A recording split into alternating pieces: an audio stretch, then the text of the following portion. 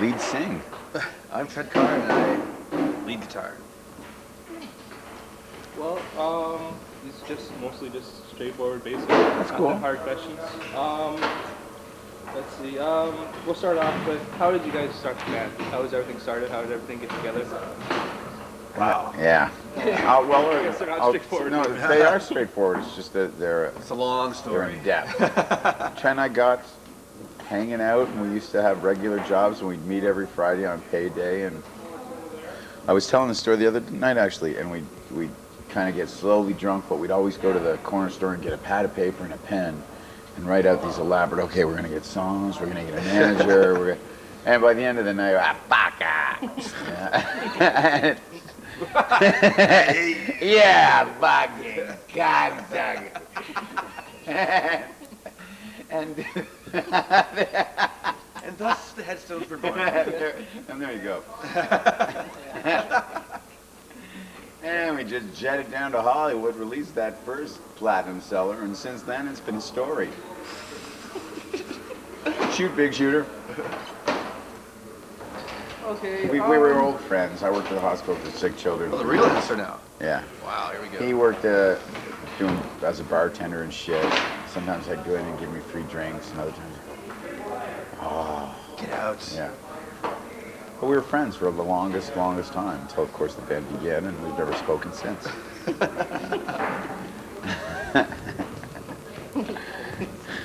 can't. Don't worry about it. Let's see. Come on.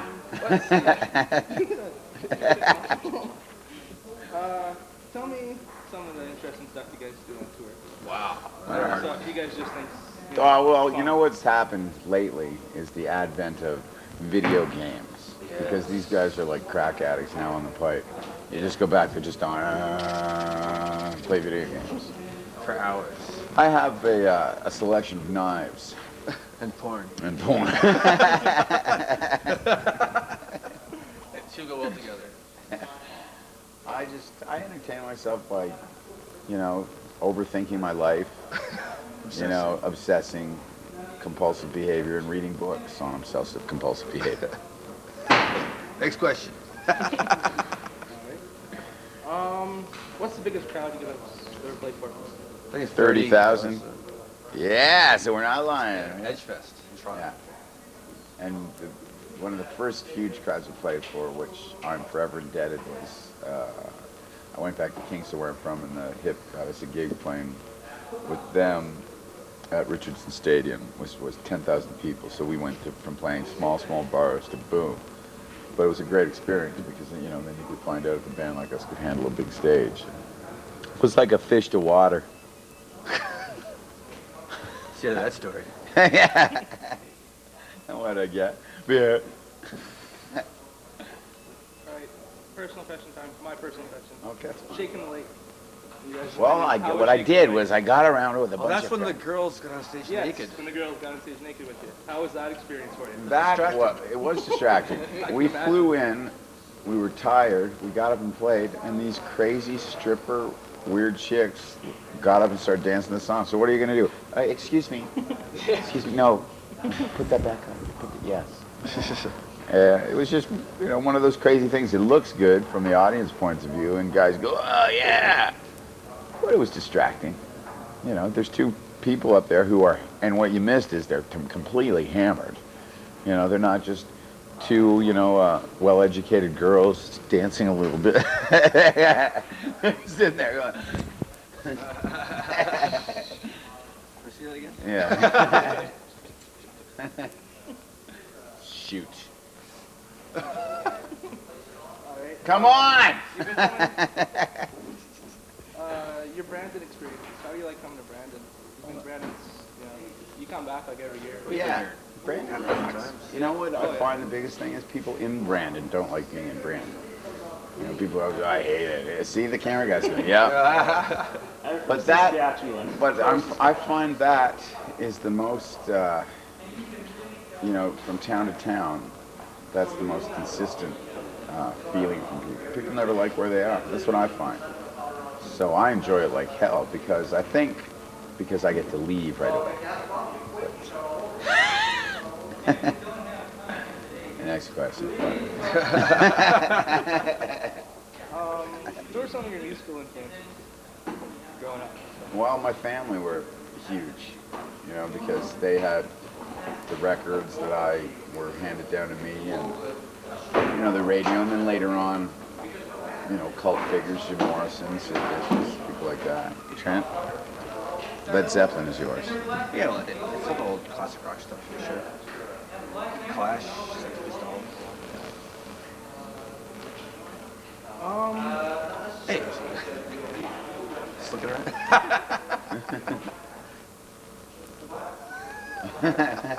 Shoot! What are you guys going to show this on? Just a local That's fine. access. We don't care. And you know who you should watch out for? Bands are, no, we're not doing that. Those are the dinks. Those are the guys who have something to hide. Not us. That's right. Go on. Personal songs that you guys have wrote. Reasons why you wrote them. Like certain songs. What songs do you guys have that are just like, you know, every time you think of the song, something, you know, clicks in your head and you just think, oh, I love why I wrote that song. And we started playing it again.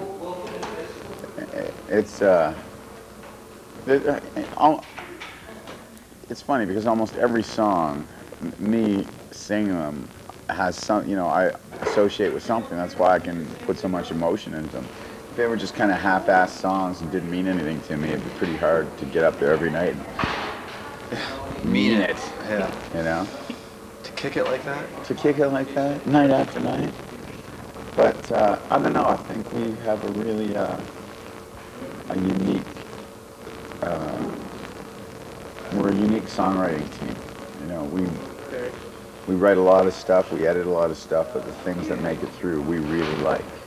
You know, we are. You know, we don't just kind of hand in a record and go, you know, that's pretty much it. We've worked really hard on it. I feel I'm going to start rambling and speaking in a monotone now, so if you can just jump in at any time, it'd be great. But if you can't, that's okay too, because really it's great to be here, Brandon.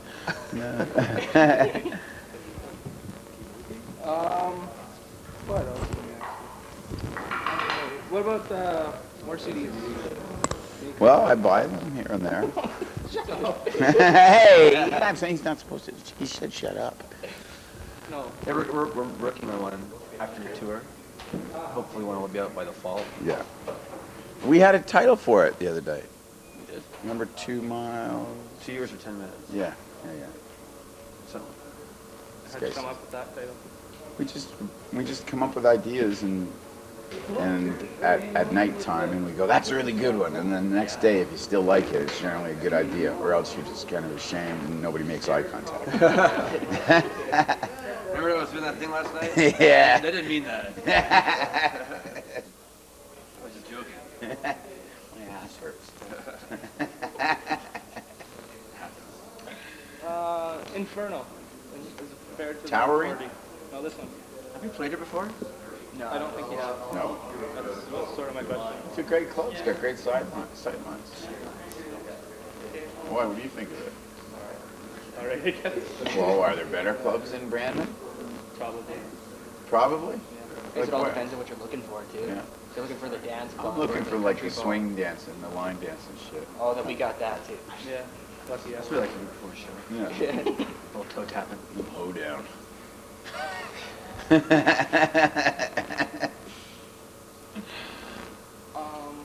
me see. How about?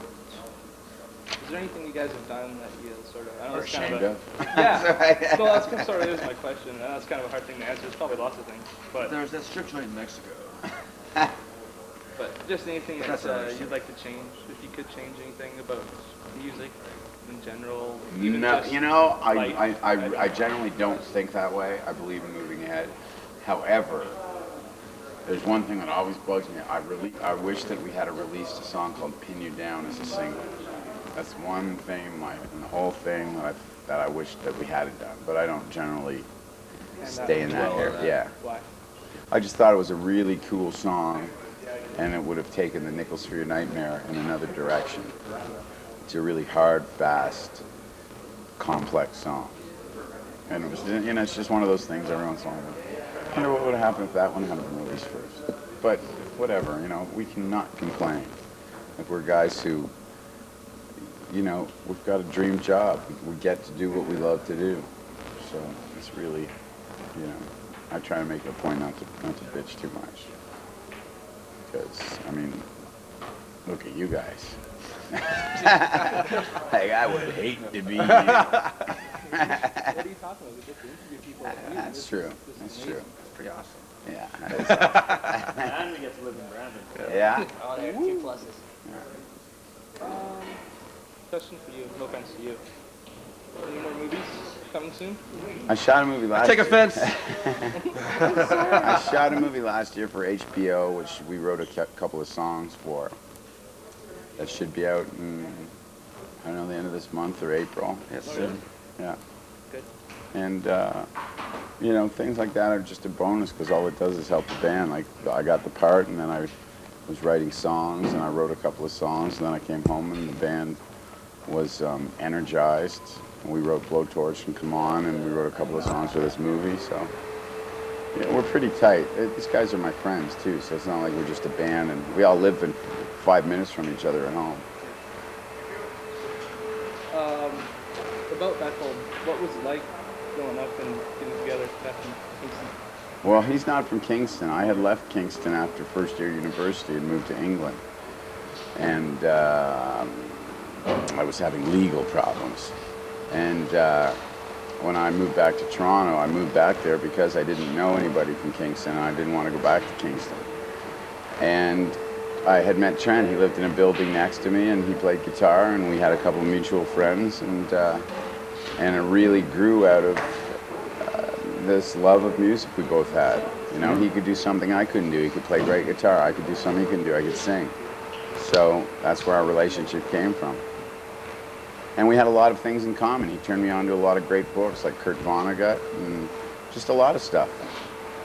And, you know, and Trent kind of saw through the bullshit of my personality at the time. Because a lot of people are like, oh, who's this guy? And blah. He's just a drunken bum or whatever. But Trent, you know, spent more time, you know. I think Trent has a higher IQ than most. Just my thoughts. You need one to appreciate. Right. To appreciate this art. The Hugh Dillon. Yeah. Hugh Dillon? Yeah. To appreciate the hue. Well, I'll let Dustin take over. If you want. Sure. All right, take it up. Alright, your action. Okay, And action. I guess the first question I'll come up with is, who came up with the band name and does it have any specific meaning at all? Like, they were suggested? It's funny. That's He wanted to call the band the Tombstones. And I said no. I liked Bob Dylan's Tombstone Blues. And as a kid, I loved the song. So, and I always liked this idea. And Trent did actually, and he did actually change it. Trent's made a couple of significant moves with the band that I never give him credit for, but that was one of them. And I just liked the name. Trent thought, you know, it would work, and it did work. No. Kind of gives you like a hard edge. I was always like the word head in a band name. Yeah, Teenage Head. Radiohead, Talking Head. I had a band. I had a band name, a list of band names that I showed these guys that I'd written 12 years ago, and Radiohead was one of them. Remember that list? There's a whole website called Headbands, something like headbands.com. Oh, really? We should get on Yeah, that. we're on it. Oh, right on it. Because Headstones. Lists every headband there ever was. There's like 50 or 60 of them. Because we're Headstones, so that's why we're on it, right? Check out the big brain. Okay, how was the response for the Nichols for Your Nightmares album? How's the response been for it? Because it's not as, I wouldn't say, it's changed a lot from Picture of Hell. It's, I don't know how you'd say it's changed, but it has changed. That's just a natural evolution of what we've done. And so the new stuff we're working on is actually sort of more raw, even rawer than Picture of Hell. Yeah. So it's like, the new album's going to be like the one before Picture of Hell. Yeah, that's funny. It's true, in a way. Yeah. Yeah. Actually, that kind of answers the other question I was going to ask is, the change in music is do you want to change, or is it a natural progression, or do you? I think you just do it It's because just natural. because otherwise it's calculated and you're chasing singles or you're Yeah. chasing some kind of BS. Basically make music for yourself, not. Yeah. Totally, Yeah. totally. Otherwise, Like- we'd sound like Creed. Yeah, Yeah. We can't argue with you there, James. yeah, See, if we were smart, we'd sound like Creed. yeah. But you know, we're not really don't have a lot going on up here. That's true. Yeah. What made you get into music and Creed. being a band? Creed. Creed. Oh, just it's an innate drive one has. It's just just a from passion. childhood. It is. You've got it from the time you're a kid, and you can't let it go. And very few of us have been lucky enough to, you know, have it come to fruition. Oh yeah. But because I've wanted to do it since I was 5, Oh yeah. and Trent was the same way. Everybody in the band. It's just it's amazing what it takes to be in a rock and roll band. You know, and you have to. You know, you have to really not. You have to have vision and focus. You know, because otherwise. I'm just looking at posters of other bands out there, and I just won't say their names because I see it. It's like it's lobbing up in the air. Because otherwise, you're Meshuggah. Sorry, go ahead. Just thinking a little out loud, a little thought broadcasting, if you will. I was looking at your tour schedule. Yeah, well, stop looking at it. Your tour, Fuck. like every day, it seems like you're singing at a different voice. What's it like, basically touring nonstop? I like it. I like the days off are the hardest. Yeah, and the grass is always greener. You can be like near the end of the tour going off tour and blah blah blah. But then you get home and you go, I wouldn't mind being on the road. Yeah, You know, yeah. So it's like anything else. It's you know, we do it a lot, but the trick is taking big chunks of time off between it, because then you learn to appreciate it. And we've gotten better. Like, I mean, we've got such a selection of songs now. It's almost fun to create the set list, because the show is an onslaught, you know, and we fine-tuned it over the years. Like, there aren't these kind of little lulls like I remember there used to be, or, you know, or Trent's guitar coming unplugged and then he cries and I gotta calm down. It's okay, plug it back again. takes Look time. at just nodding, looking over there. He's not even listening. Hey, fuck face. I got flashed with a light there, kind of made me blind. I was here in a headlight. Yeah, I could have just said, then we fucked your mom. Cool. On my head. Just the whole non-listening thing as an interviewer, I dig. All right, cunthead, go ahead. So anyway, what's your favorite? Fuck, you kicked his ass. He thought he was getting in there reading them fast and asking a couple of quick ones till I just saw his eyes gloss over. He's just thinking about penises. I know what you're doing there, funny man. All right, big shooter, let's go. I'll give you another crack at Do it. you like playing in small venues or bigger venues? I like the tinier the venue. I One- The more intimate the venue. If it could just possibly be just me and perhaps a midget. I would closet. in a closet. That would be That- the venue. That's the ultimate. You know, these guys may be playing in other corners of the room, and just me singing to the midget And a bottle of whiskey. and a bottle of whiskey. Well, it's Yeah, good yeah, to- yeah, That's yeah. all you need. That's really it. Yeah, you gotta have the medicine to deal with the midge. I snap my fingers. There'll be a million midgets around here.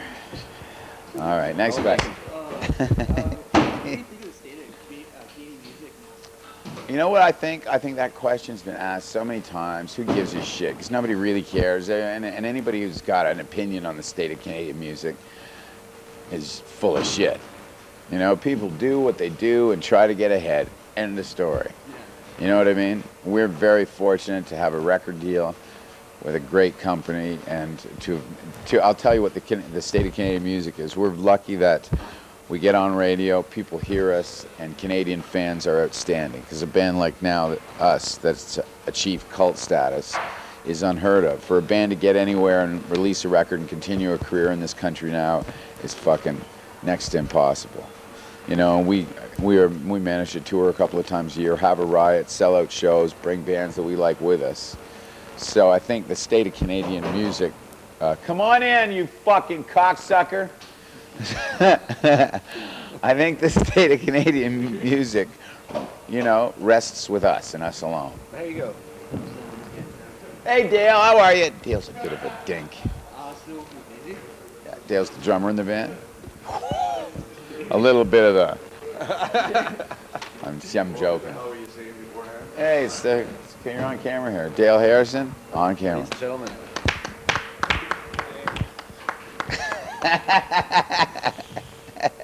Look how good looking Dale is. Look at Yeah! Dale was out cruising that. Scoping the page. in Brampton. Where the hell are you cruising, Brad? Down Victoria, I guess. Hey! Told you. I was gonna ask, what's the difference between American audience and Canadian audience? You get like a better reaction in Canada. What's funny is the American audiences we do play in front are like Buffalo, border towns, and they are really receptive. Yeah. Like, it's amazing. I think Americans are a bit less reserved when it comes to the concert venue. Because they dig you. Yeah, like you could go to a small club and like 15 people there, and they'll stand right in front of you. Yeah. Watch you play. Yeah. In Canada, they'll sort of sit back and watch you. But Yeah. I think the appreciation's the same. Yeah, it It's is. just shown differently. Yeah, it is. But it's neat because Americans are, it's that thing, again, with the limited exposure we've had, we have great crowds in like places like Buffalo, and I've watched them change, and parts of Ohio, and I've watched them change from being predominantly Canadians who crossed the border to all Americans, because I've literally gone, any Canadians in the crowd tonight? And it was kind of cool, and no. And these guys love us, and it's funny because I get a question from Americans a lot, why aren't you guys bigger here? Because we got friends in Florida who've never heard of you. Yeah. But we'll continue to play the game just because we're fools. Like you said. Naive and gullible. That's naive, and gullible's on bass. I shit you not. How far have you gone down to the States to play? What's the farthest? Cleveland or something like that. Yeah. No, we played New York. New York City. Yeah.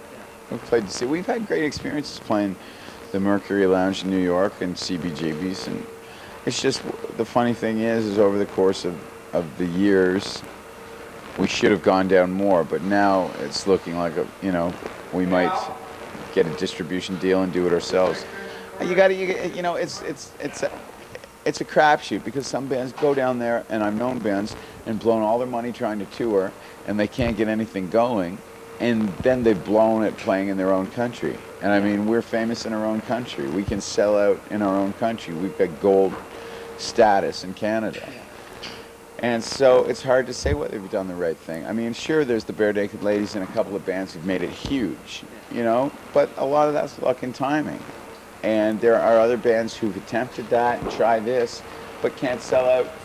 Brandon, Manitoba, for example. We can, So, when I was a kid, I didn't think of it, this American success on top of it. I thought about, wouldn't it be great to play in a band in my own country and see Vancouver and, see different provinces, and I've gotten to do it. And I've learned of late to enjoy it, which I think is the big stepping stone on our journey in life.